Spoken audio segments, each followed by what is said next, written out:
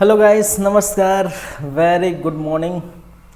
आप लोगों का एक बार फिर से वेलकम है, फिर से स्वागत है सीजी कॉम्पिटिटर्स के इस प्लेटफॉर्म में, इस यूट्यूब चैनल पर। हम लगातार देख पा रहे हैं छत्तीसगढ़ सहकारी सोसाइटी अधिनियम 1960 की बातें। इस क्लास में हम एक पायदान फिर आगे बढ़ेंगे और नेक्स्ट अध्याय हम बातें करेंगे। तो नेक्स्ट अध्याय क्या होगा भाई? हमारा नेक्स्ट अध्याय 8वां, ठीक है। चलिए, जैसा कि आप जानते हैं इसमें अध्याय कितनी थी भाई साहब? कितनी है? 11 है। और धाराएं कितनी हैं? धाराएं हैं 96। तो 11 अध्याय में हमने अध्याय नंबर 1, अध्याय नंबर 2, अध्याय नंबर 3, अध्याय नंबर 5, ठीक है, अध्याय नंबर 6 यहाँ तक देख चुके हैं, ठीक है। तो टोटल मिला के 5 अध्याय देख चुके हैं, 1, 2, 3, 5, 6। फिर हम बात करेंगे 8 अध्याय की, ठीक है, 9 अध्याय की और 10 अध्याय की। 3 अध्याय और बाकी रह गए हैं, ठीक है। तो यहाँ हमने छोड़े हैं कौन सा? अध्याय नंबर 4 नहीं देखे, अध्याय नंबर 7 नहीं देखे और अध्याय नंबर 11 नहीं देखे और नहीं देखेंगे, ठीक है। तो ये तीनों अध्याय हम नहीं देखेंगे। तो 1, 2, 3, 5, 6 हम देख चुके हैं, टोटल कंप्लीट हो चुका है। और आज की क्लास में हम 8वां अध्याय स्टार्ट करने जा रहे हैं, ठीक है। तो आपकी स्क्रीन पर दिखाई दे रहा होगा अध्याय 8। अब देखिए अध्याय 8 क्या बोल रहा है, इसको पहले पढ़ते हैं। अध्याय 8 का कहना है समापन, ठीक है। और समापन से क्या समझते हैं? समापन से क्या मतलब है? ठीक है, समापन का मतलब है कि किसी सोसाइटी, कोई बैंक, ठीक है, या कोई बीमा बैंक वगैरह बहुत सारी जो चीज़ें हैं, ठीक है, उनका समापन किस प्रकार से होगा? किसी सोसाइटी का, किसी बैंक का समापन किस प्रकार से किया जाएगी, क्या क्या प्रक्रिया है, वो सारी बातें इसके अंतर्गत होगी, ठीक है। समापन क्या है, समापन की प्रक्रिया, ये सारी बातें होंगी। तो एक एक करके स्टार्ट करते हैं भाई। धारा नंबर 69, ठीक है, 69, 69। अब क्या बोल रहे हैं पहले पढ़ लेते हैं पूरा। सोसाइटियों का परिसमापन, ठीक है, सोसाइटियों का परिसमापन यदि धारा 59 की यदि जांच की जा चुकी होगी, ठीक है। धारा 59 हम देख चुके हैं, 60 देख चुके हैं, 61 देख चुके हैं, ठीक है। वो क्या था? सभी क्या थे भाई? क्या थे? संपरीक्षक, ठीक है। यह कहने का मतलब है ऑडिट कैसे किया जाएगा, जांच कैसे की जाएगी, निरीक्षण कैसे की जाएगा, पर्यवेक्षण कैसे की जाएगी किसी सोसाइटी की। तो वो सारी हम बातें हम कर चुके हैं। तो वहीं कहा गया है कि धारा नंबर 59 के अधीन जांच की जा चुकने या धारा 60 के अधीन निरीक्षण किए जा चुकने।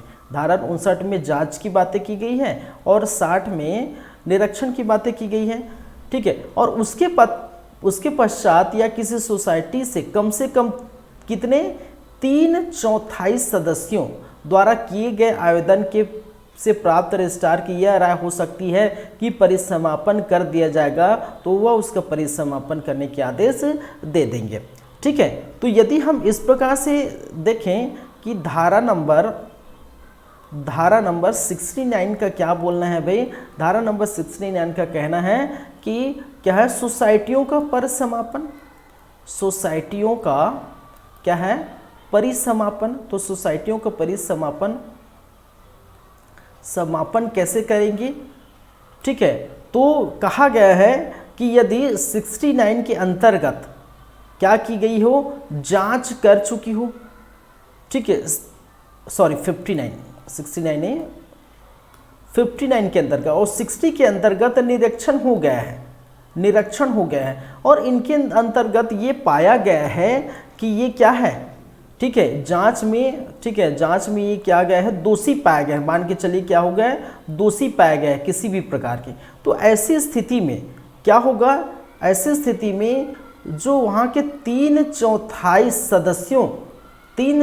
सदस्यों का क्या लगेगा? आवेदन लगेगा कि 3/4 सदस्य यदि राजी हो जाते हैं, मान जाते हैं, ठीक है, 3/4 सदस्य से पारित हो जाती है, राजी हो जाते हैं, तो ऐसी स्थिति में क्या करेगा? रजिस्ट्रार क्या करेगा? रजिस्ट्रार ठीक है, रजिस्ट्रार किसी भी सोसाइटी का समापन कर सकता है, किसी भी सोसाइटी का समापन कर सकता है, समापन कर सकता है, ये याद रखिए। ठीक है, तो ये हो जाता है, तो किसी भी स्थिति में समापन कर सकते हैं, ये कहा गया है, या समापन करने का आदेश दे सकते हैं। ठीक है, तो 3/4 सदस्यों द्वारा आवेदन प्राप्त होने पर, ठीक है, रजिस्ट्रार क्या करेगा, उसकी राय में सोसाइटी का परिसमापन कर दिया जाएगा। क्लियर है बातें? चलिए, अब परिसमापन कौन करेगा भाई? पहली बात तो मैंने क्या कहा, रजिस्ट्रार करेगा स्वप्रेरणा से अपने। ठीक है, तो ये कहा है रजिस्ट्रार परिसमापन करेगा किसी भी सोसाइटी का, तो सोसाइटी को भाई ऐसे तो उनको बाहर नहीं कर देगा, या उनकी जो स्थिति उसको समाप्त नहीं कर देगा। ठीक है, सोसाइटी जो स्टेब्लिश है उसको ऐसे ही डायरेक्टली समाप्त नहीं कर देगा, कुछ कंडीशंस होंगे, कुछ कंडीशंस अप्लाई होंगे तभी वो समाप्त करेंगे। ठीक है, कोई गलत कार्य किया होगा। ठीक है, तो कंडीशंस देखते हैं कौन कौन से कंडीशंस यहाँ पर अप्लाई होते हैं। तो कंडीशन नंबर फर्स्ट, या बोल सकते हैं कंडीशन नंबर का, तो कंडीशन नंबर का क्या बोलता है, जहां उस सोसाइटी ने अपने रजिस्ट्रीकरण के युक्त समय के भीतर कार्य करना प्रारंभ नहीं किया है, अथवा जहां उस सोसाइटी ने कार्य करना बंद कर दिया हो, ऐसी स्थिति में हम क्या कर सकते हैं, किसी सोसाइटी को समापन कर सकते हैं। कौन करेगा? रजिस्ट्रार। तो यदि रजिस्ट्रार, ठीक है, को लगता है, ठीक है, दो स्थिति में रजिस्ट्रार किस स्थिति में समापन कर सकते हैं, दो स्थिति में। एक तो रजिस्ट्रार, ठीक है, कोई आवेदन करेगा। कौन आवेदन करेगा? 3/4 जो है सदस्य क्या करेगा? आवेदन करेगा। किस स्थिति में आवेदन करेगा? जांच निरीक्षण हो जाने के बाद 3/4 जो है सदस्य आवेदन करेगा, और उस स्थिति में आवेदन प्राप्त होता है, तो उस स्थिति में रजिस्ट्रार किसी भी सोसाइटी को परिसमापन कर देता है। या फिर रजिस्ट्रार को लगता है, दूसरी स्थिति बनती है, या फिर रजिस्ट्रार को लगता है कि कुछ कारण होंगे। ठीक है, जैसे कंडीशन नंबर हमने फर्स्ट देखे।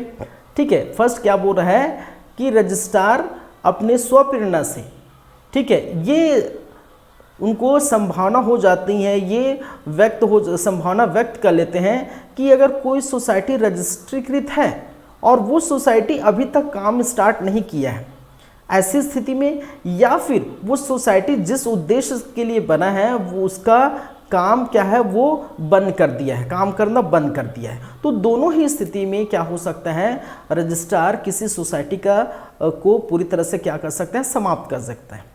मैं एक बार फिर दोहराता हूँ। ठीक है, फिर से उसको दोहराता हूँ। मैंने क्या कहा, रजिस्ट्रार अपनी स्वप्रेरणा से किसी भी सोसाइटी का परिसमापन कर सकता है। उसमें कंडीशन नंबर फर्स्ट क्या बताया भाई, कि अगर कोई सोसाइटी जिसका रजिस्ट्रेशन हो चुका है, पंजीयन हो चुका है, लेकिन वो जिस उद्देश्य से बना है वो काम स्टार्ट हुआ ही नहीं, तब की स्थिति में, या फिर वो काम तो कर रहा है लगातार, लेकिन बीच में क्या कर दिया, सोसाइटी ने अपना जो काम कर रहा है, जो उद्देश्य था, उनको रोक दिया, बंद कर दिया, तो ऐसी स्थिति में क्या कर सकता है, रजिस्ट्रार उस सोसाइटी को समाप्त कर सकते हैं। पहला कंडीशन। कंडीशन नंबर ख, या दूसरा कंडीशन हम बोल सकते हैं। ठीक है, जहां रजिस्ट्रार की राय में वह सोसाइटी मुख्यतः किसी व्यक्ति के या व्यक्तियों के समूह के हित को, न कि साधारणतः सदस्यों के हित को संपादित करने के लिए कार्य करती हो। ठीक है, तो ऐसी स्थिति में, या फिर, ठीक है, पहला कंडीशन देख लिए, या फिर जो रजिस्ट्री की सोसाइटी है वो किसके हित के लिए काम आना चाहिए भाई साहब, किसके हित के लिए काम आना चाहिए, सदस्य को तो आना चाहिए, साथ ही साथ अपने जो ग्राहक जुड़े हैं उनके हित के लिए भी कार्य करना चाहिए। लेकिन यदि सोसाइटी ऐसा नहीं करता, सिर्फ अपने सदस्यों के हित के लिए बस सोचता है, अपने सदस्यों के हित के बारे में बस सोचता है, तो ऐसी कंडीशन में क्या हो सकता है, रजिस्ट्रार उस सोसाइटी को समाप्त कर सकता है। दूसरे के हित के लिए नहीं सोचता, सिर्फ अपने सदस्यों के हित के लिए सोचता है, तो ऐसी कंडीशन में भी रजिस्ट्रार उस सोसाइटी को समाप्त कर सकता है। कंडीशन नंबर थर्ड, या बोल सकते हैं कंडीशन नंबर ग, जहां उस सोसाइटी ने इस अधिनियम, नियमों या उपनियमों के अधीन किन्हीं ऐसी शर्तों को जो रजिस्ट्रेशन या प्रबंध के बारे में हो, अनुपालन करना बंद कर दिया हो। ठीक है, तब की स्थिति भी है। ठीक है, या फिर क्या कहा गया है कि जो सोसाइटी, देखिए हम पढ़ रहे हैं लगातार, छत्तीसगढ़ सहकारी सोसाइटी अधिनियम 1960।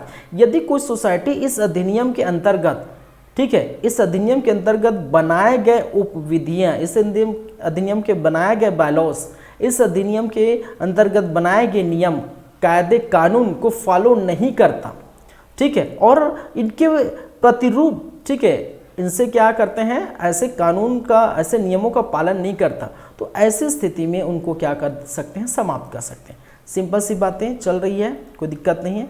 चलिए,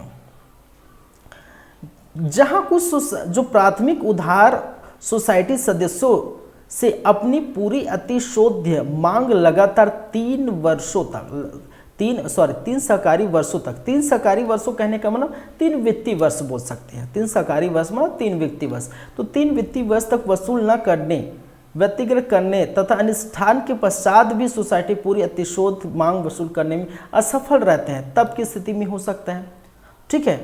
तो देखिए, कोई उधार लिए है प्राथमिक जो सोसाइटी से है, ठीक है, और उधार वो चुका नहीं पा रहा है, ठीक है, कोई व्यक्ति उधार लिए है और यहाँ के जो सदस्य, सोसाइटी के सदस्य हैं, वो उधार को ले नहीं पा रहे हैं, प्रॉपर उनका उधार बचा हुआ किसी व्यक्ति का, तो लगातार 3 वर्ष तक इस उधार वो क्या नहीं कर पा रहे हैं, ठीक है, यहाँ पर जमा नहीं कर पा रहे हैं, सोसाइटी में नहीं करवा पा रहे हैं, तो ऐसी स्थिति में वो क्या होगा, ऐसी स्थिति में वो सोसाइटी बंद हो जाएगी, समाप्त हो जाएगी, ठीक है। तो मैंने क्या बताया भाई, मैंने 4 कंडीशन बताए, ठीक है, मैंने क्या बताया, 4 कंडीशन बताया। पहला कंडीशन याद रखिए, पहला कंडीशन का क्या बोलता है कि यदि कोई पंजीकृत, मैं दोहरा रहा हूँ फिर से, पहला कंडीशन क्या बोलता है, यदि कोई पंजीकृत सोसाइटी पंजीकृत हुई है, ठीक है, यदि कोई सोसाइटी क्या है, पंजीकृत हुई है और होने के बाद वो अपना कार्य प्रारंभ नहीं कर पा रही, तब की स्थिति में करेगा, ठीक है, या फिर वो पंजीकृत जो सोसाइटी है बीच में ही कार्य बंद कर दे, तब की स्थिति में, या फिर दूसरा कंडीशन खा क्या बोलता है कि कोई व्यक्ति, ठीक है, देखिए कोई सोसाइटी किसी व्यक्ति के लिए हित के बनता है, लेकिन वो जो सोसाइटी सिर्फ अपने सदस्यों के हित के बारे में सोचकर वो कार्य करता है, तब की स्थिति में क्या होगा, तब की स्थिति में भी सोसाइटी को रद्द कर दिया जाएगा रजिस्ट्रार द्वारा, ठीक है। और तीसरा स्थिति हमने कहा कि ऐसे जो नियम कायदे कानून का पालन नहीं करते सोसाइटी, जो बनाए गए विधियां नियम का पालन सोसाइटी यदि नहीं करता, तब की स्थिति में भी उसको समाप्त कर दिया जाएगा। और चौथा मैंने बताया कि वो कोई व्यक्ति उधार लिया है सोसाइटी से और वो चुका नहीं पा रहा है, तो सोसाइटी के जो सदस्य है, ठीक है, वो उनसे वसूल नहीं पा रहे हैं, कहने का मतलब सोसाइटी के सदस्य 3 वर्षों तक लगातार उनसे पैसा वसूल नहीं पा रहे हैं, तो अब की स्थिति में भी क्या हो जाएगा भाई साहब, सोसाइटी समाप्त हो जाएगी। तो ये 4 कंडीशन है, एकदम अपने माइंड में बैठा लीजिए, 4 कौन कौन से कंडीशन है, किस किस कंडीशन में समाप्त हो जाएगा, क्योंकि बहुत इंपॉर्टेंट है। ये जो धारा है ये क्या है भाई साहब, ये बहुत इंपॉर्टेंट है, 69।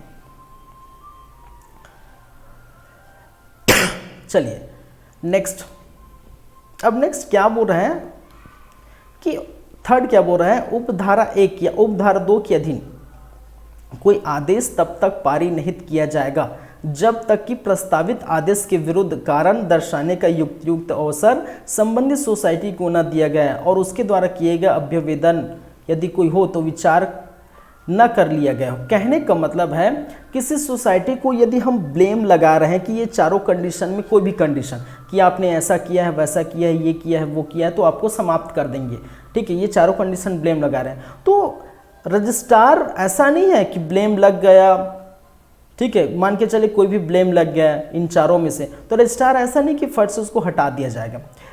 रजिस्ट्रार बाकायदा उस सोसाइटी को युक्तियुक्त अवसर देगा, अपने पक्ष में बोलने का अवसर देगा, ठीक है। यदि उस सोसाइटी कोई आवेदन करता है इसके संदर्भ में कि हमने ऐसा नहीं किया, हम नियम का पालन कर रहे थे, ठीक है, हमने ये किया है, वो किया, पूरा शानदार चल रहा था हमारा, वगैरह वगैरह जो भी आवेदन किए, तो उन पर भी विचार विमर्श किया जाएगा। और जब तक ये फैसला नहीं हो जाएगा कि उन्होंने हाँ वाकई में किया है, गलत कार्य नहीं किया है, तो ऐसी स्थिति में, ठीक है, वो सोच समझ के क्या करेगा, रजिस्ट्रार क्या करेगा, उस सोसाइटी को परिसमापन कर देगा, समाप्त कर देगा, तो उनको युक्त अवसर दिया जाएगा, ठीक है। तो हर जगह वैसी है, हर जगह वैसी है, ठीक है। जहाँ भी किसी भी बात, कोई भी मुद्दा, ठीक है, किसी मुद्दे में अगर ऐसा लगता है कि किसी को हटा रहे हैं, बर्खास्त कर रहे हैं, समाप्त कर रहे हैं, ठीक है, किसी पर शास्ति लगा रहे हैं, शास्ति मतलब किसी पर दंड लगा रहे हैं, ठीक है। तो सब स्थिति में याद रखिए उनको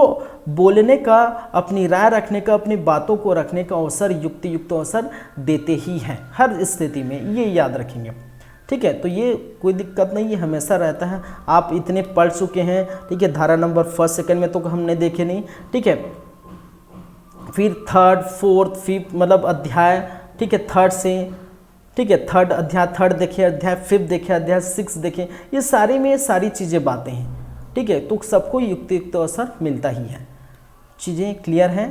चलिए चौथा पॉइंट पर हम चलते हैं।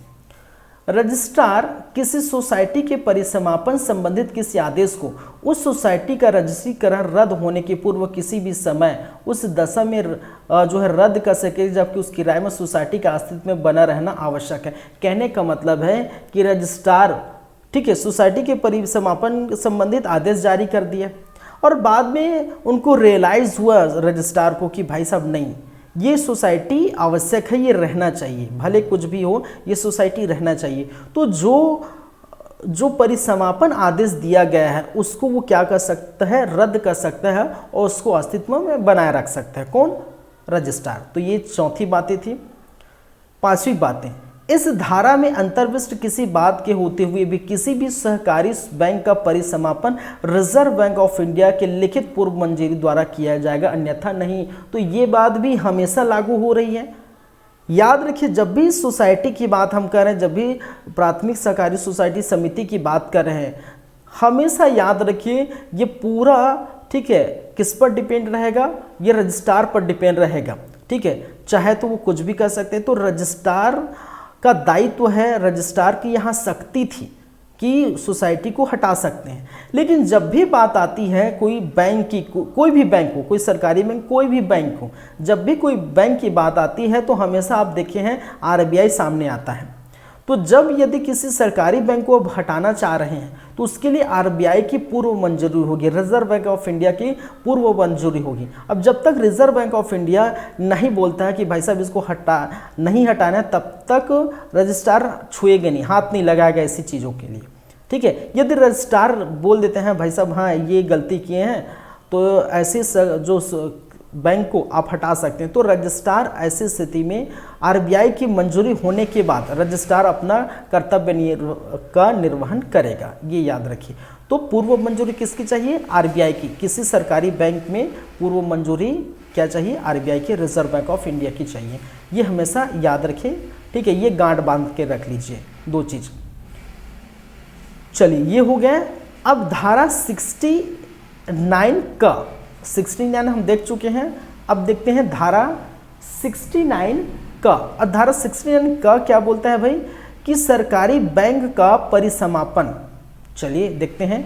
इस अधिनियम में अंतर्विष्ट किसी बात के प्रतिकूल होते हुए भी रजिस्ट्रार किसी सरकारी बैंक के परिसमापन के लिए आदेश जारी करेगा यदि deposit insurance and credit guarantee corporation act 1961 की धारा 13D में वर्णित परिस्थितियों में रिजर्व बैंक ऑफ इंडिया द्वारा ऐसी अपेक्षा की जाए। कहने का मतलब है, अब देखिए सरकारी बैंक के समापन में मैंने क्या कहा कि आरबीआई का पूर्व मंजूरी जरूरी है। जब आरबीआई ने पूर्व मंजूरी दे दी तो क्या होगा? तो सरकारी बैंक, ठीक है, जो सरकारी बैंक है, तो सरकारी बैंक के इस परिसमापन में आदेश जारी करने के लिए एक एक्ट बनी हुई है, ठीक है, एक एक्ट बनी हुई। उस एक्ट का नाम है deposit insurance and credit guarantee corporation act 1961। इस एक्ट की धारा 13D में जो वर्णित है, क्या वर्णित है? परिस्थिति वर्णित है कि रिजर्व बैंक ऑफ इंडिया की, ठीक है, यदि चाहता है किसी भी स्थिति में ऐसी स्थिति हो तो वो सरकारी बैंक को हटा सकता है। ये वर्णित है किसमें? इस धारा में, एक्ट 1961 में। किसमें? Deposit insurance and credit guarantee corporation act 1961 में, ठीक है। धारा 13 में वर्णित परिस्थितियों में रिजर्व बैंक ऑफ इंडिया द्वारा ऐसे उपेक्षा की जाए तो ऐसी स्थिति में क्या होगा? ऐसे सरकारी बैंक का परिसमापन कर दिया जाएगा रजिस्ट्रार द्वारा, ठीक है। चलिए फिर साथ ही में 69 बीमाकृत बैंक के मामले में डिपॉजिट इंश्योरेंस कॉरपोरेशन की प्रतिपूर्ति, ठीक है। तो जहां किसी ऐसे सरकारी बैंक जो कि डिपॉजिट इंश्योरेंस कॉर्पोरेशन 1961 के अर्थ के अंतर्गत बीमाकृत बैंक हो, कौन सा बैंक भाई, बीमाकृत बैंक हो, ठीक है, परिसमापन कर दिया गया हो या समापन हित कर दिया गया हो और डिपॉजिट इंश्योरेंस कॉर्पोरेशन बीमाकृत बैंक के अपेक्षा के प्रति उन एक्ट की धारा 16 के उपधारा के अधीन दायित्वहीन हो गया हो, वहां डिपॉजिट इंश्योरेंस कॉर्पोरेशन को उन परिस्थितियों में प्रतिपूर्ति उस सीमा तक उस रीत में की जाएगी जो डिपॉजिट इंश्योरेंस एक्ट 1960 की धारा इनमें जो है उपबंधित हो, तो उस धारा के अंतर्गत की जाएगी। देखिए इसमें आप याद बस इतना रखिएगा क्योंकि इस धारा को हम जानते ही नहीं है, इसके अंतर्गत की जाएगी। तो हमने कभी पढ़े ही नहीं डिपॉजिट इंश्योरेंस कॉर्पोरेशन जो है एक्ट 1961, तो बस आप इतना याद रखिए 69 खा क्या बोलता है, बीमाकृत बैंक के मामले में डिपॉजिट इंश्योरेंस कॉर्पोरेशन की क्षति। और मुझे ये नहीं लगता कि ऐसा कोई क्वेश्चन इस प्रकार से ऐसा कोई पूछा जाए, ठीक है। बैंकों का परिसमापन पूछ सकते हैं, परिसमापन में सोसाइटी का परिसमापन, ठीक है, इसका भी परिसमापन होता है, बस इतना आप याद रखिए, ठीक है। क्लियर है बातें, चलिए नेक्स्ट हम चलते हैं धारा नंबर 70 समापक की नियुक्ति। अब देखिए धारा नंबर 70 क्या बोलता है भाई साहब, समापक की नियुक्ति। और समापक का कहने का मतलब है समापक कौन होंगे, समाप्त करने वाला, ठीक है। जैसे हम बोलते हैं अध्यापक, अध्यापक कौन होगा, ठीक है, पढ़ाने वाला, अध्ययन कराने वाला क्या होते हैं, अध्यापक कहते हैं, तो वो अधिकारी है, अधिकारी मतलब पढ़ाने वाला है, ठीक है, अध्यापक मतलब पढ़ाने वाला। तो यहाँ पर है एक वर्ड समापक, मतलब समाप्त करने वाला। किसको समाप्त करने वाला, सोसाइटी को। लेकिन हमने कहा भाई साहब कि सोसाइटी को रजिस्ट्रार समाप्त कर सकते हैं, तो ये क्यों, तो भाई साहब हर जगह रजिस्ट्रार भी मौजूद नहीं होगा, तो क्या करेगा, एक अधिकारी की नियुक्ति की जाएगी। क्या करेगा, एक अधिकारी की नियुक्ति करी जाएगी, उस अधिकारी को हम बोलते हैं समापक, ठीक है, उसकी नियुक्ति की जाएगी। तो देखिए इसमें क्या क्या लिखा है, चलिए, जहां रजिस्ट्रार ने किसी सोसाइटी के परिसमापन के लिए धारा 69 के अधीन कोई आदेश किया हो, वहां वह उन प्रयोजन के लिए एक समापक नियुक्त करेगा। समापक एक अधिकारी होगा, ठीक है, नियुक्त कर सकेगा तथा उसका पारिश्रमिक नियत कर सकेगा और किसी भी ऐसे व्यक्ति को जो समापक के रूप में नियुक्त किया गया हो किसी भी समय हटा भी सकेगा और उसी स्थान पर किसी दूसरे व्यक्ति को भी नियुक्त कर सकेगा। कहने का मतलब है रजिस्ट्रार क्या करेगा, समापक एक ऐसे अधिकारी जो परिसमापन का कार्य करेगा, ठीक है, किसी बैंक किसी सोसाइटी या बैंक की परिसमापक का कार्य करेगा। और बैंक के मामले में आरबीआई बीच में आएगा, ये जानते हैं आप, ठीक है। तो ऐसी स्थिति में परिसमापक व्यक्ति को, ठीक है, क्या कर सकता है, रजिस्ट्रार नियुक्त करेगा। और रजिस्ट्रार चाहे तो उस समापक व्यक्ति को या उस अधिकारी को क्या कर सकता है, हटा भी सकता है और उसको हटाकर, ठीक है, दूसरा व्यक्ति को भी नियुक्त कर सकता है, ठीक है। तो पूरा जिम्मा किसके अंतर्गत है, पूरा शक्ति किसके पास है, परिसमापक के ऊपर शक्ति किसके पास है, रजिस्ट्रार के पास है, ठीक है। परिसमापक का शक्ति किसके ऊपर है, रजिस्ट्रार के ऊपर है। चलिए, परंतु यह कि किसी ऐसे सरकारी बैंक के संबंध में जिसका रिजर्व बैंक ऑफ इंडिया की अध्यपेक्षा प्राप्त होने पर समापन किए जाने की आदेश दिया गया हो, समापक को रिजर्व बैंक की पूर्व मंजूरी बिना न तो नियुक्त की जाएगी, ठीक है, और नहीं हटाया जाएगा। हाँ, लेकिन ऐसा है कि यदि सरकारी बैंक के मामले में, फिर से आ रहा है सरकारी बैंक, ठीक है, यहाँ सरकारी बैंक के मामले में यदि समापक की नियुक्ति और समापक को हटाने की बात कह रही है, मान के चलिए कोई समापक नियुक्त हुआ है, किसके लिए नियुक्ति हुआ है, सहकारी बैंक को समाप्त करने के लिए नियुक्त हुआ है, ठीक है। और रजिस्ट्रार चाहता है कि वो जो समापक है वो ठीक अपना काम नहीं कर रहा है, उसको मैं हटा देता हूँ या नया समापक ला लेता हूँ, ठीक, हटाने के बाद नया समापक ला लेता हूँ। तो ऐसा नहीं होगा भाई साहब, वो अपनी मर्जी से नहीं कर सकता, वो रिजर्व बैंक ऑफ इंडिया या आरबीआई, जिसको हम बोलते हैं आरबीआई या रिजर्व बैंक ऑफ इंडिया के पूर्व मंजूरी लेना पड़ेगा उसको हटाने या रखने के लिए, क्योंकि सोसाइटी के समापक के लिए कोई दिक्कत नहीं था, क्योंकि सोसाइटी के समापक का जिम्मा डायरेक्ट किसके ऊपर है, रजिस्ट्रार के ऊपर है। लेकिन यदि सरकारी बैंकों के समापक की बात करें तो बीच में कौन आएगा, आरबीआई आएगा, रिजर्व बैंक ऑफ इंडिया। तो रिजर्व बैंक ऑफ इंडिया की जो मंजूरी आपको चाहिए ही चाहिए, ठीक है। जहां सरकारी बैंक के मामले में कुछ भी होता है ये मान के चलिए रिजर्व बैंक ऑफ इंडिया की पूर्व लिखित मंजूरी अवश्य चाहिए। ये आप गार्ड बांध के रख लीजिए। क्लियर है बातें? चलिए दूसरा देखते हैं।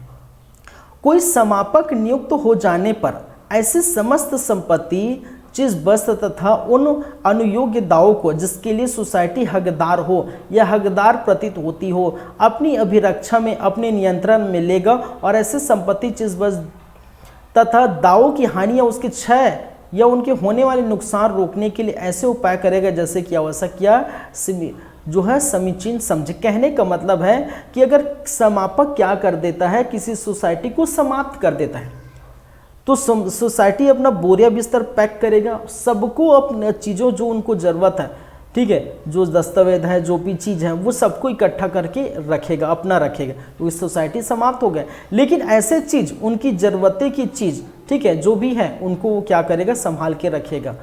कौन? वो सोसाइटी की जो भी सदस्य बने होंगे, जो भी लोग होंगे। सोसाइटी हकदार होगा किसके लिए? ऐसे संपत्ति को, ऐसे चीज़, अपनी चीज़ों को रखने के लिए, ठीक है, और ऐसे हानि जिसका हुआ है वो नुकसान रोकने के लिए ऐसे कई उपाय, ठीक है, सीमित में रह के उपाय कर सकते हैं। ठीक है, क्लियर है बातें? चलिए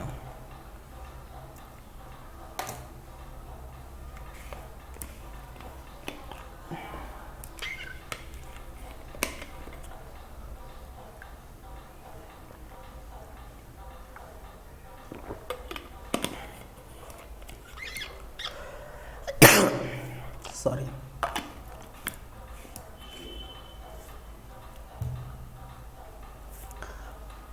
ये दूसरा है ना, सेकंड है।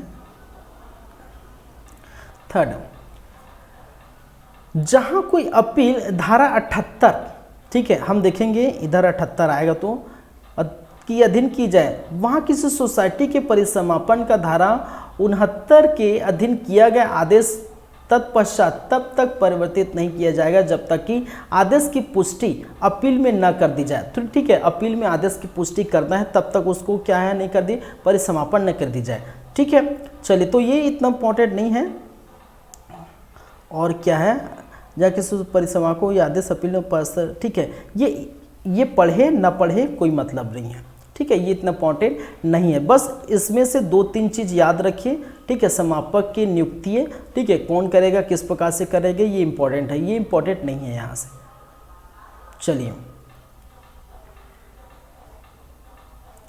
नेक्स्ट हम चलते हैं 70 का क्या है भाई साहब, 70 का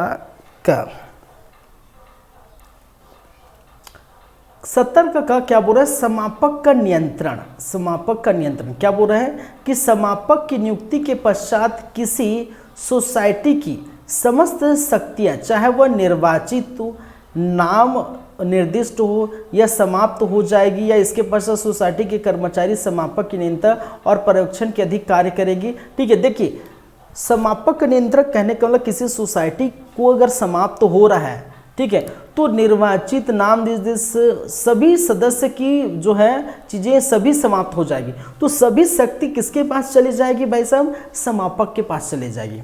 सभी शक्ति किसके पास चलेगी जाएगी, समापक के पास चले जाए, चाहे वो निर्वाचक या नामनिर्दिष्ट सदस्य हो, ठीक है, चाहे वो किसी सोसाइटी के कर्मचारी हो, ठीक है, कुछ भी हो, तो सभी चीज़ें किस पर चली जाएगी, समापक के नियंत्रण पर चली जाएगी। ये याद रखिए।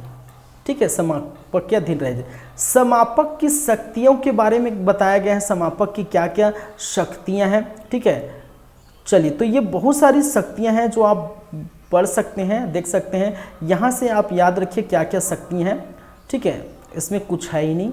ठीक है, इसमें कुछ है नहीं, पढ़ना है तो पढ़ लीजिए, कोई दिक्कत नहीं, लेकिन कुछ है, बस इतना याद है। ऐसे समापक रजिस्ट्रार के नियंत्रण के अधीन निम्नलिखित शक्तियाँ होंगी। क्या क्या शक्ति होगी कि सोसाइटी की ओर से वाद अथवा अन्य विधिक कार्यवाही अपने पदनाम के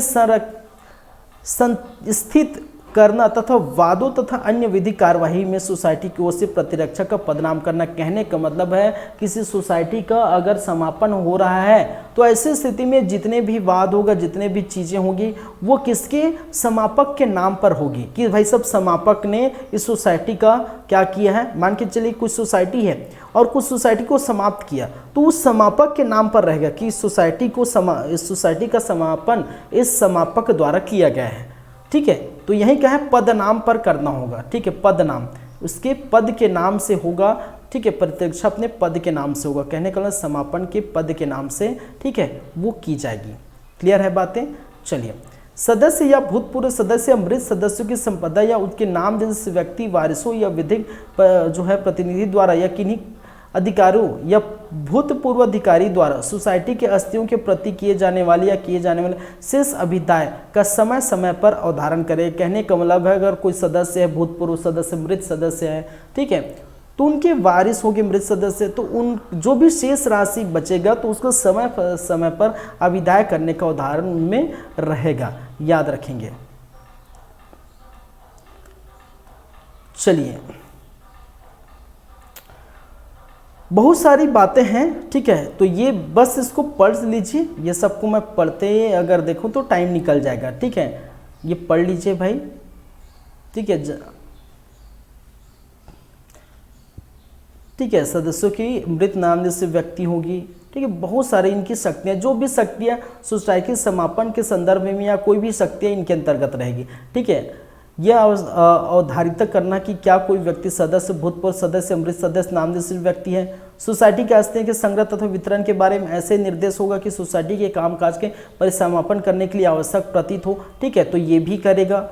सोसाइटी का कारोबार उस सीमा तक चलाना जहां तक कि वो फायदेमंद या परिसमापक की आवश्यक हो। ठीक है, ये याद रख सकते हैं। लेनदारों के साथ उन व्यक्तियों के जो लेनदार होने का दावा करते हैं, जो कि कोई ऐसा वर्तमान या भावी दावा जिसके द्वारा सोसाइटी को दायी बताया जा सकता है, रखते हैं। अभी कथन करते हैं कि ऐसा दावा करने में समझौता टकराव। ठीक है, तो ऐसे बहुत सारे इनके क्या है कार्य है। इस कार्य को पढ़ लीजिए क्योंकि इतने सारे कार्य हैं, हम पूरा पढ़ते फिरते तो फिर दिक्कत हो जाएगा। चलिए, अब 72 है और सबसे अंतिम है, बोल सकते हैं 72 है और सबसे अंतिम है इसका। समापित सोसाइटियों की अभिशेष आस्तियों का व्ययन। कहने का मतलब है जो अब यहाँ पर क्या निकल के आता है, जो समाप्त सोसाइटी हुई है उसके आस्तियाँ का मतलब है कि संपत्तियाँ। ठीक है, समापन हो रहा है जो सोसाइटी, तो उनके संपत्तियों का व्ययन किस प्रकार से किया जाएगा ये कहा गया है।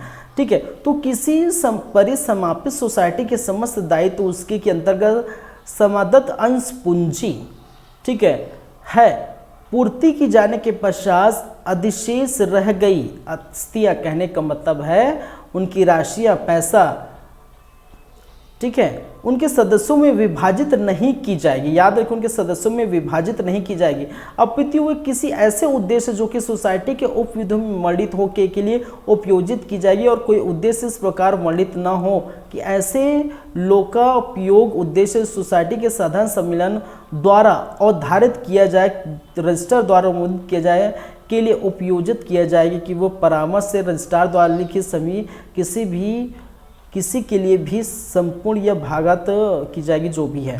ठीक है, तो भाई साहब समापित सोसाइटी, देखिए कुछ सोसाइटी समाप्त हो गया और सोसाइटी ने क्या किया है, जो है राशि व्यय किया, लाभ किया है। ठीक है, कोई राशि लाभ किया है, अब वो राशि बच गई है, पैसा बच गया है, तो उस राशि को, उस पैसे को, उस अंश पूंजी को सब में बांट दें, ऐसा नहीं किया जाएगा। ठीक है, उसको ऐसे उद्देश्य के लिए, ठीक है, कोई अन्य उद्देश्य के लिए उसको रखा जाएगा और रजिस्ट्रार इस चीज़ के लिए अनुमोदित करेगा कि क्या करना है क्या नहीं करना है। ठीक है, तो इस प्रकार से चीज़ें सब में बांटी नहीं जाएगी। ठीक है, ये याद रखेंगे। चलिए, जैसे कि कोई लोकोपयोग उद्देश्य स्थानीय या नागरिक हित का कोई उद्देश्य हो तो उसके लिए कार्य हो गया ऐसे पैसों के लिए। ठीक है, छत्तीसगढ़ सहकारी संघ मर्यादित या कोई अन्य संस्था या संघ के लिए अगर जरूरत है तभी कार्य होगी पैसे को। ठीक है, पैसे का कार्य किसी केंद्रीय सहकारी बैंक में उतने समय तक के लिए निश्चित रखी जा सकेगी जब तक कि वैसे शर्तों सहित कोई नवी सोसाइटी रजिस्ट्री की इतना हो जाए, और तब तक ऐसा अधिशेष रजिस्ट्रार की जो है सम्मति से ऐसे नवीन सोसाइटी रक्षित निधि की निक्षिप्त किया जा सकता है। कहने का मतलब उस बैंक में आप डिपॉजिट के तौर पर आप रख सकते हैं। ठीक है, ये भी कहा है पूर्व विन्यास अधिनियम कि धारा 2 की यथा परिभाषित कोई पूर्व प्रयोजन या प्रत्येक विद्यमान सदस्य को उसका संपदा स्मृति के अनुपात में। तो इस प्रकार से कई कंडीशंस हैं जिसके आधार पर, ठीक है, उस पैसे का, ठीक है, क्या क्या करना है ये बताया गया है। ठीक है, जो भी, बस इतना याद रखिए 72 क्या है, समाप्ति में अस्थियों का आवरण किस प्रकार से होता है, बस इतना, बांटते नहीं, अलग अलग उद्देश्यों के लिए वो कार्य करता है। क्लियर है बातें? चलिए, तो ये हो जाता है आपका धारा नंबर क्या है 8। अब धारा नंबर 9 की बात करेंगे, 9 की बात करेंगे। ठीक है, बस बात करेंगे, 2 मिनट का ब्रेक मुझे चाहिए, 2 मिनट के ब्रेक के बाद हम वापस आते हैं और धारा नंबर 9 हम देखते हैं। ठीक है, चलिए 2 मिनट का ब्रेक है भाई।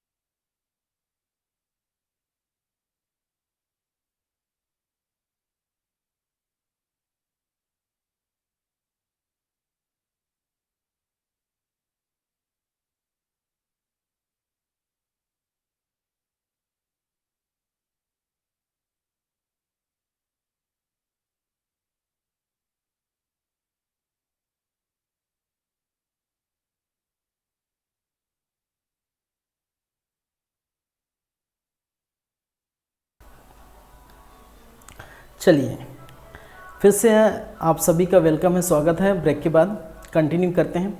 अब देखिए हम बात करेंगे 9वां अध्याय अपराध एवं शास्तियाँ। ठीक है, अपराध का मतलब समझ गए, अपराध होता है, और शास्त्य का मतलब होता है दंड। ठीक है, शास्त्य का अर्थ क्या है भाई साहब? शास्त्य का अर्थ होता है दंड से है।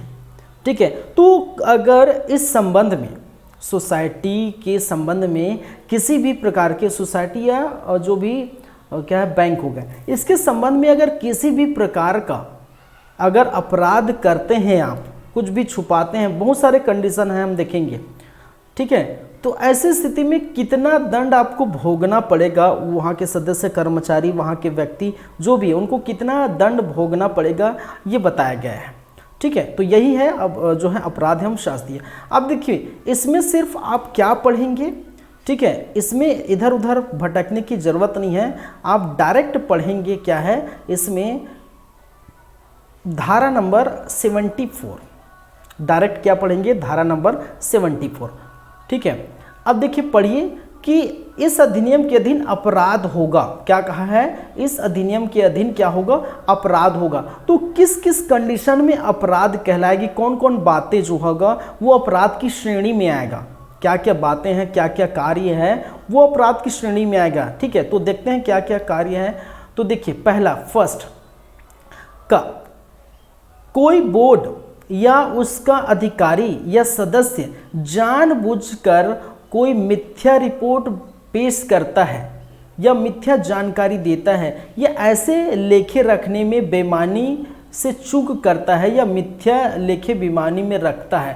कहने का मतलब है कि कोई ऐसा जो है अधिकारी होगा बोर्ड का, कोई वहाँ के सदस्य हैं कि जानबूझकर मिथ्या मतलब झूठा रिपोर्ट, कि झूठा रिपोर्ट पेश करेगा। ठीक है, झूठी बातें बोलेगा, झूठा बात बताएगा, बेईमानी करता है, चूक करता है, भूल करता है। ठीक है, तो ऐसे व्यक्ति ऐसे क्या कहलाएंगे? अपराधी कहलाएंगे।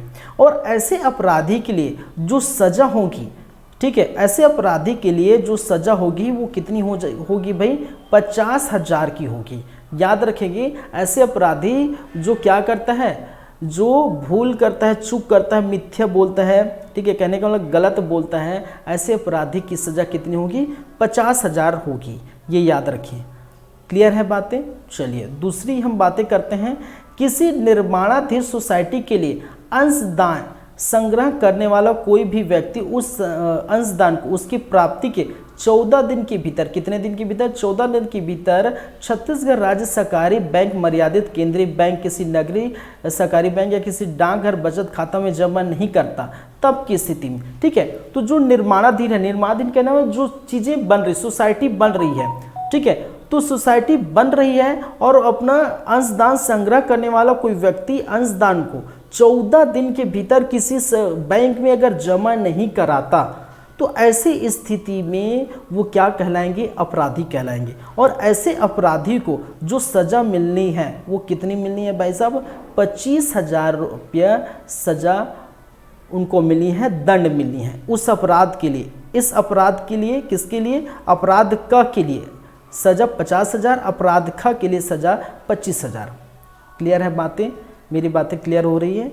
चलिए, अपराध का क्या बोल रहा है? किसी निर्माणाधीन सोसाइटी के लिए अंशदान ग्रहण करने वाला कोई व्यक्ति इस प्रकार एकत्रित की गई निधियों का उपयोग रजिस्ट्रीकृत की जाने वाले किसी सोसाइटी के नाम से करता है, अन्यथा कोई कारोबार करने या व्यापार करने से कर। कहने का मतलब है कि कोई निर्माणाधीन सोसाइटी में अंशदान ग्रहण करने वाला व्यक्ति, ठीक है, एकत्रित की गई कोई चीज़ें, ठीक है, अन्य जो सोसाइटी बन रही, उस मान के चलिए कोई सोसाइटी है और उस सोसाइटी का रजिस्टर हो चुका है और उस रजिस्टर सोसाइटी के नाम पर कुछ और चीज़ कर रहा है, उस नाम पर कुछ और बेच रहा है, कुछ कर रहा है, तो ये अपराध की श्रेणी में आएगा। और ऐसे अपराध के लिए भी जो दंड होगा वो कितनी होगी भाई साहब? 25,000 रुपये का दंड उसको भोगना पड़ेगा। ठीक है, ग क्या बोलता है? 25,000 रुपया। घ क्या बोलता है?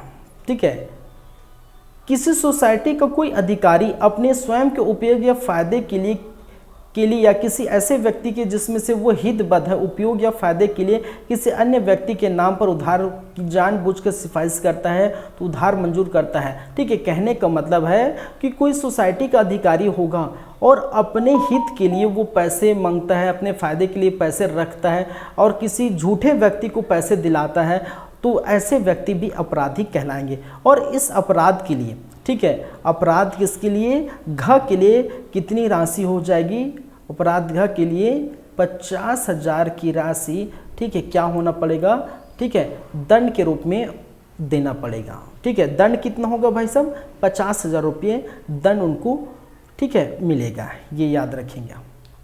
क्लियर है बातें। चलिए, अंगा क्या बोलते हैं, कोई अधिकारी या कोई सदस्य किसी पुस्तकों, कागज पत्रों या प्रतिभूतियों को नष्ट करता है, ठीक है, विकृत करता है, परिवर्तित करता है, उनका मिथ्याकरण करता है या गुप्त रखता है, या उसे नष्ट किए जाने, विकृत किए जाने, परिवर्तित किए जाने, मिथ्याकरण किए जाने या उनके गुप्त रखे जाने संवर्ती या सोसाइटी किसी रजिस्टर या लेखा पुस्तक या दस्तावेज कोई मिथ्या कपटपूर्ण करता है, तो ऐसा किए जाने में संवर्ती है। तो आप समझ गए होंगे पढ़ के क्या बोल रहे हैं कि कोई व्यक्ति, कोई सदस्य, कोई अधिकारी, ठीक है, किसी दस्तावेज, किसी कागज को नष्ट करता है, नष्ट करने की कोशिश करता है, बदलने की कोशिश करता है, ठीक है, मिथ्याकरण, उसमें बातें लिखता है, गुप्त रखता है, छुपाने की कोशिश करता है ऐसे डॉक्यूमेंट को, ऐसे जो है, ठीक है, कागज पत्रों को, तो तब की स्थिति में भी वो क्या होगा, दंड भोगेगा। और ऐसे के लिए दंड कितना भोगेगा भाई, ऐसे के लिए भी दंड कितना भोगेगा, 50,000 का उनको क्या होगा, दंड भोगेगा। ठीक है, 50,000। और अब बोल रहे होंगे सर ये मैं 25-50 कहाँ से लिख रहा हूँ, तो याद रखिए कहीं से नहीं लिख रहा हूँ भाई साहब, कि यहीं पर लिखा हुआ है। कहाँ पर लिखा हुआ, आपके नीचे। लेकिन आप कंफ्यूज हो जाओगे, बाद में इसको पढ़ोगे तो कोई मतलब नहीं है। ठीक है, जैसे कि ये आप लिखा हुआ है, जुर्माने 74 का के लिए 50,000, ठीक है, 74 खा के लिए 25,000, जुर्माना 74 ग के लिए 25,000, घ 74 घ के लिए 50,000, ये सब लिखा हुआ है। ठीक है, तो फिर आप क्या है 74 पढ़ेंगे, फिर 74 के बाद 75 पढ़ेंगे, तो भाई टाइम होगा। ठीक है, तो मैं वही लिख दिया कि मैं इसको पढ़ूँ, उसको पढ़ने के बाद फिर इसको पढ़ूँ, मतलब एक ही है, 3 से 6। ठीक है, मेरे पास अवेलेबल है, वहाँ से मैं वहाँ लिख रहा हूँ, एक ही मतलब है, तो बस यही है। ठीक है, किस ठीक है, तो पहले आप क्या पढ़ेंगे, अपराध पढ़ेंगे, फिर शास्त्रीय पढ़ेंगे। तो अपराध और शास्त्रीय मैं एक बार बता दिया। ठीक है, किस अपराध के लिए शास्त्रीय मतलब कितना दंड मिलेगा। चलिए, क्लियर है बातें। चलिए, तो 50,000 ये है, याद रखिए। अंगा च क्या बोलता है, च के लिए कितना है याद रखेंगे।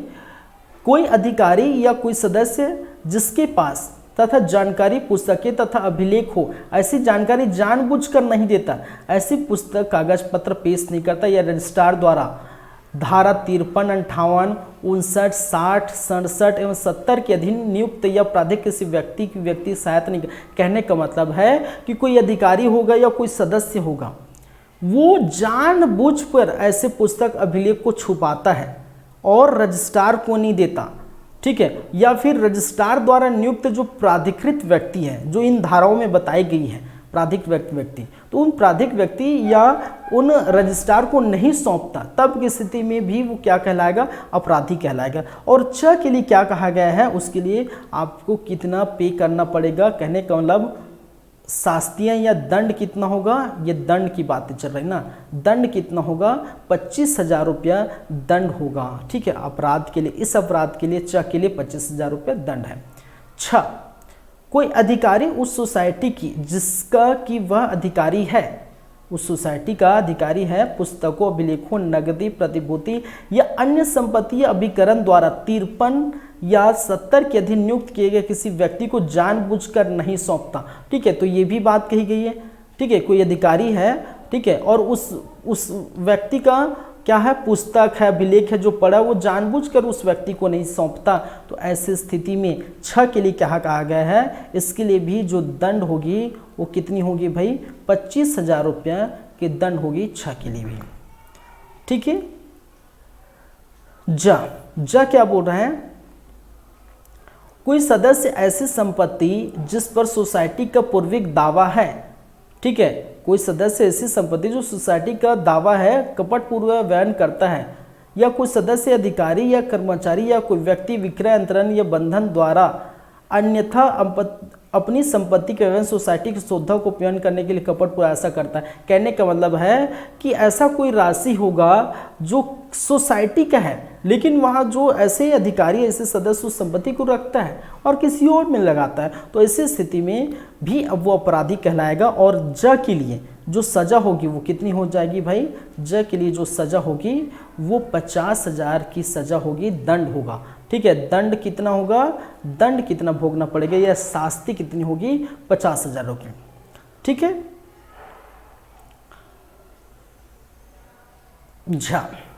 झ को हम बात करते हैं। झ क्या बोल रहा है? कोई नियोजक, ऐसा नियोजक की ओर से कार्य करने वाला अन्य निदेशक, प्रबंधक, सचिव या अन्य प्राधिकृत या अभिकर्ता द्वारा धारा 42 के उपधारा 2 के बंधों का अनुपालन करने में पर्याप्त कारण के बिना चूक करता है। ठीक है, तो कोई नियोजन है जो कार्य करने के लगाया गया निदेशक पर, और वो अपने कार्य करने का भूल चूक करता है, अनुपालन नहीं करता, तो वो भी क्या कहलाएगा? वो भी क्या कहलाएगा भाई? जो है अपराध कहलाएंगे। और उस अपराध के लिए जो दंड होगा वो 25,000 रुपया होगा। कितना होगा?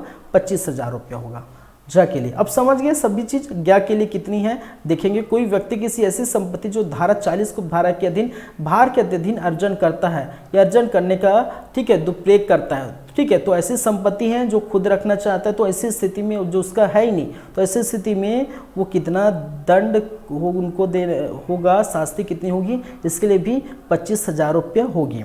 ठीक है, और ट के लिए भी 25,000 है, ये याद रखिए, इसको लिख लीजिए। ठीक है, अब तो समझ गए क्या बोलना चाह रहा हूँ। ठीक है, और ठ के लिए क्या है? ठठेरा का ठा बोलते हैं ना। चलिए, ये क्या है? 50,000 रुपया है। इसके लिए कितनी है भाई? 50 रुपया नहीं, 50,000 रुपया दंड है। 50 रुपया नहीं भाई साहब, 50 रुपया नहीं भाई साहब, 50,000। ठीक है, चलिए, कि सोसाइटी का कोई अधिकारी, सदस्य, कोई व्यक्ति कोई ऐसा कार्य करता है जो नियमों या अपराध घोषित कर किया है। ऐसे कार्य लोभ दोष या नियमों का अपराध। ठीक है, जो भी नियम का पालन नहीं करता है, ऐसे क्या है? नियम। बस वही है, सब लगभग सेम टाइप है। ठीक है, बस नियम का पालन नहीं। अब शास्त्र अब समझ गए ना। ठीक है, चलिए, इसके लिए कितना दंड है भाई? ये याद रखिए, इसके लिए 50,000 है। इसको पहले लिख देता हूँ। इसके लिए जो दंड है वो 50,000 है। और चलिए, ठीक है,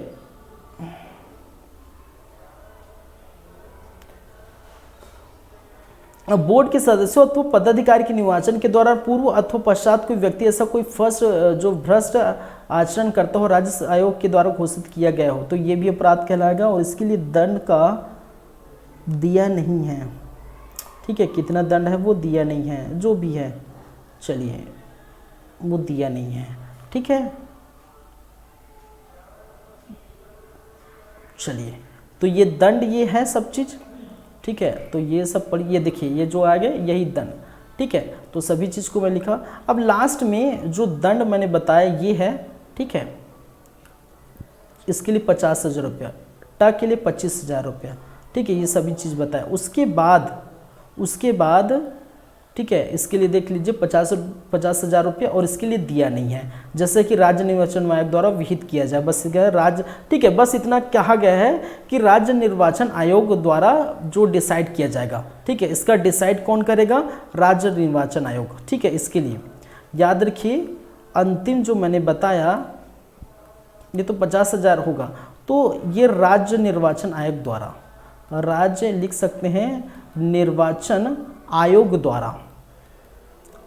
द्वारा क्या किया जाएगा? डिक्लेयर किया जाएगा कि भाई इसके लिए कितना दंड वो देना पड़ेगा। 25-50 कुछ नहीं लिखा है।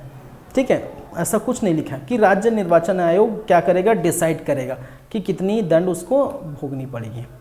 ठीक है, चलिए, अब देखिए अपराधों का संज्ञान, धारा नंबर, ठीक है, 76 हमने जो है शास्त्रीय अपराध और शास्त्रीय में धारा कौन से 72 से आई थिंक स्टार्ट किया था, 72 या 73। ठीक है, 73, 74, 75, 76, 4 धारा है। ठीक है, आई थिंक हमने स्टार्ट वहीं से किया था।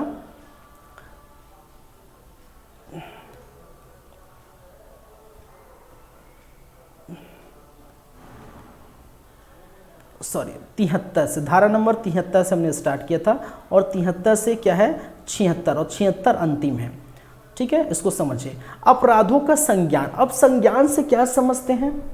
ठीक है, संज्ञान कहने का मतलब है सुनवाई। संज्ञान कहने का मतलब है अपराधों की सुनवाई या अपराध किसके पास जाएगा। ठीक है, अपने अपराध के, जैसे आप अपराध करते हैं, कोई भी अपराध करते हैं, ठीक है, एक मिनट, जस्ट 1 मिनट, थोड़ा वेट करिए, जस्ट 1 मिनट।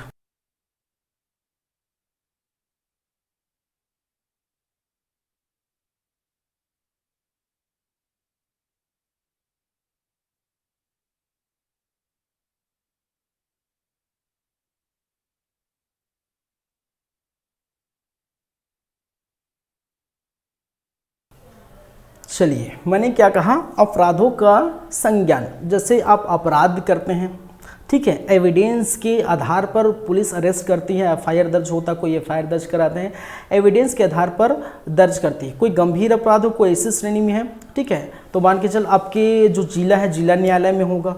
ठीक है, अपराध का जो है संज्ञान है, ठीक है, जिला के अंतर्गत कोई गया जिला न्यायालय में, फिर उच्च न्यायालय, फिर उच्चतम न्यायालय, इस प्रकार से रहता है। तो ऐसे कहा गया है, उनकी सुनवाई कौन करेगा, सीधी सी बात। तो प्रथम वर्ग मजिस्ट्रेट के न्यायालय के अवर कोई भी न्यायालय, ठीक है, इस अधिनियम के अधीन किसी अपराध का विचारण नहीं करेगा। मतलब प्रथम वर्ग के मजिस्ट्रेट न्यायालय के अलावा कोई भी जो है मजिस्ट्रेट ऐसा कोई अपराध का संज्ञान नहीं लेगा। मतलब सुनवाई कौन करेगा, ये याद रखिए, प्रथम वर्ग मजिस्ट्रेट न्यायालय का कोई न्यायाधीश जो है क्या सुनवाई करेगा।